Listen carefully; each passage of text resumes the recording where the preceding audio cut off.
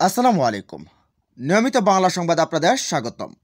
শুরুতে থাকছে শিরোনাম, এরপর বিস্তারিত। রাষ্ট্রীয় প্রতিষ্ঠানগুলোর সংস্কার করে নির্বাচন দিতে হবে বললেন জামাতের সেক্রেটারি জেনারেল গোলাম পরোয়ার।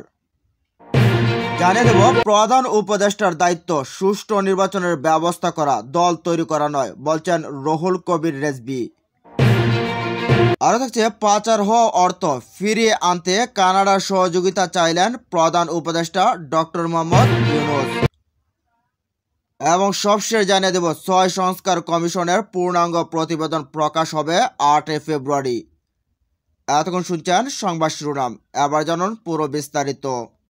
রাষ্ট্রীয় প্রতিষ্ঠানগুলোর সংস্কার করে নির্বাচন দিতে হবে বলে মন্তব্য করে বাংলাদেশ জামায়াতে ইসলামীর সেক্রেটারি জেনারেল ও সাবেক এমপি অধ্যাপক মিয়া গোলাম পরোয়ার।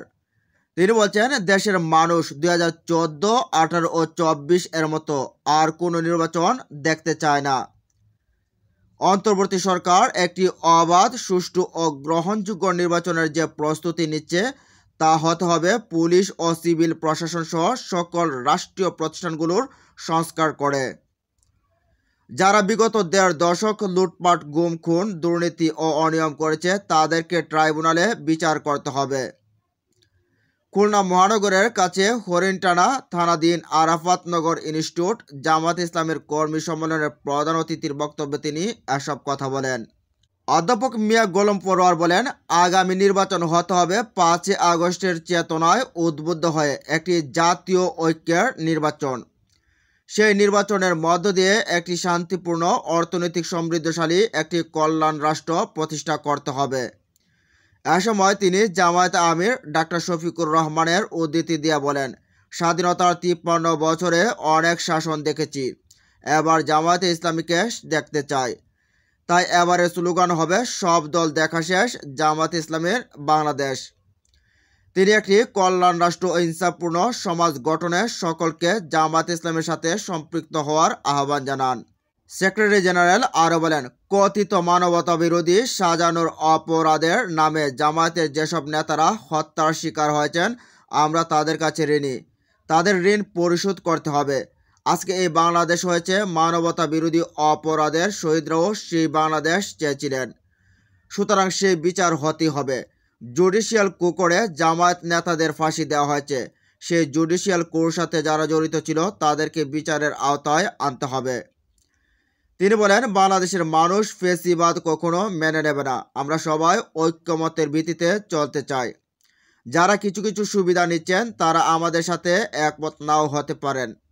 আমরা গণতান্ত্রিক উপায়ে নির্বাচন চাই, তা হতে হবে সুষ্ঠু, সঠিকভাবে। আমরা নিয়মতান্ত্রিকভাবে বাংলাদেশ সরকার গঠন করতে চাই।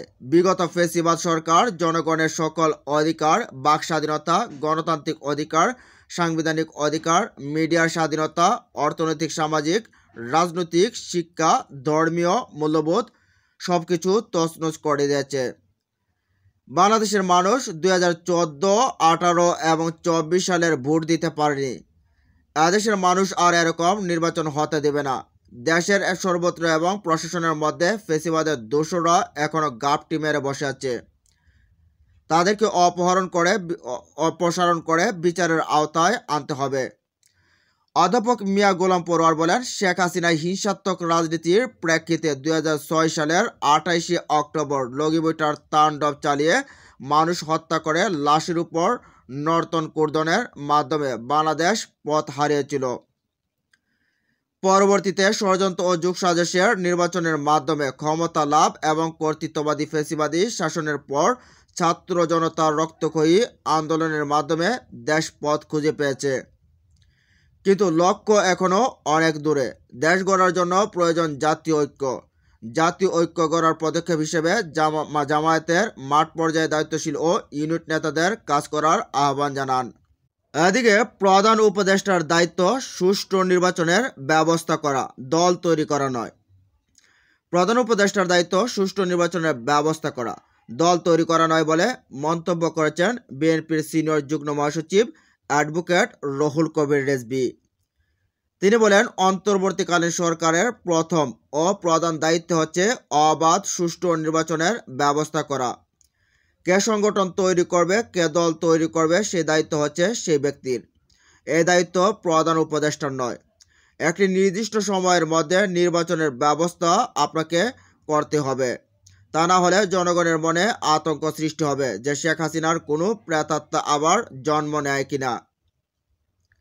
তিনি আরো বলেন, সংস্কারের নামে জনগণের চোখে ধোঁয়াশা সৃষ্টি করা যাবে না। বিএনপির পক্ষ থেকে বারবার বলা হচ্ছে, আপনারা সংস্কার করলে করুন, কিন্তু গণতন্ত্রকে শক্তিশালী করার জন্য সংস্কারমূলক যেসব কাজ রয়েছে তার মধ্যে সবচেয়ে বড় কাজ হলো জনগণের ক্ষমতা তাদের কাছে ফিরিয়ে দেয়া। সেজন্য জনগণের ক্ষমতা ফিরিয়ে দেওয়ার ব্যবস্থা করতে হবে। তার জন্য নির্বাচনের তারিখ ঠিক করতে হবে। রেজি বলেন, আমরা গণতান্ত্রিক দল, অন্তর্বর্তীকালীন সরকারকে সাপোর্ট দিই, কিন্তু আপনাদের মনে রাখতে হবে যে আপনাদের সিদ্ধান্ত যেন গণবিরোধী না হয়। এমনিতেই নিত্য প্রয়োজনীয় দ্রব্যের মূল্য প্রতিদিন বাড়ছে। চালের দাম কমাতে পারেননি, তার মধ্যে যদি গ্যাসের দাম বাড়ানো হয় তাহলে মরার উপর খাড়া গা ছাড়া কিছুই নেই। তিনি আরও বলেন, এই সরকারের জবাবদিহিতা থাকলে 12 কেজি গ্যাসের সিলিন্ডার 19 টাকা বাড়াতে পারত না। যারা সীমিত আয়ের মানুষ, সিএনজি কিংবা রিক্সা চালক, যারা দিনমজুরি করে খায়, তাদের উপর ভয়ঙ্কর চাপ পড়বে। এই যে প্রতি সিলিন্ডার 19 টাকা করে বাড়ানো হয়েছে, এটা অযৌক্তিক ও গণবিরোধী। নির্বাচিত সরকার থাকলে এ ধরনের পরিস্থিতি হবে না। বিএনপির এই মুখপাত্র বলেন, শেখ হাসিনা দেশের জনগণের ক্ষমতা কেড়ে নিয়েছিল, সে ক্ষমতা জনগণের কাছে ফিরিয়ে দিতে হবে। এই দেশে কে সরকার গঠন করবে তা নির্ধারণ করবে দেশের জনগণ, কিন্তু শেখ হাসিনা সেটা করতে দেয়নি। ছাত্র জনতার রক্ত জোড়া গণ আন্দোলনে সে ভয়ঙ্কর ফেসিবাদ শেখ হাসিনা দেশ থেকে পালিয়ে গেছে। ফলে দেশে গণতন্ত্র প্রতিষ্ঠার পরিবেশ সৃষ্টি হয়েছে। এই পরিবেশ নিশ্চিত করার জন্য, জনগণের আশা জাগানোর জন্য অন্তর্বর্তীকালীন সরকারকে অনেক কিছু করার আছে। দেশের জনগণ গত 16 থেকে 17 বছর ধরে ভোট কেন্দ্রে যেতে পারেনি, ভোট দিতে পারেনি। জনগণের চাওয়া অন্তর্বর্তীকালীন সরকার সেই পরিবেশটা তৈরি করবে, দেশের জনগণ যেন ভোট কেন্দ্রে গিয়ে ভোট দিতে পারেন। বিএনপি সিনিয়র যুগ্ম মহাসচিব বলেন, গণতান্ত্রিক সরকার নেই বলে আজ ইনভেস্টমেন্ট হচ্ছে না, বিনিয়োগ করতে কেউ সাহস পাচ্ছে না, কারণ অন্তর্বর্তীকালীন সরকার হচ্ছে সাময়িক সরকার।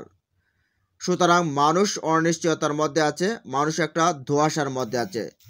এই অনিশ্চয়তা কাটানোর জন্যই রাজনৈতিক সরকার দরকার। জনগণের ক্ষমতা জনগণকে ফিরিয়ে দেবে, জনগণের ইচ্ছার প্রতিফলন ঘটাতে পারবে সেই ধরনের সরকার দরকার। জনগণের জবাবদিহিতামূলক সরকার হবে নির্বাচিত সরকার। তিনি আরও বলেন, আমাদের অর্থনীতিতে সংকট, যে কারণে বৈদেশিক ঋণের উপর নির্ভর করতে হচ্ছে। আমাদের জাতীয় রিজার্ভ আবারও কমতে শুরু করেছে। দিগন্ত রেখায় কালো মেঘ দেখা দিচ্ছে। এগুলো দুর্বৃত্ত করতে হলে অবশ্যই আমাদেরকে নির্বাচিত সরকারের পথে হাঁটতে হবে।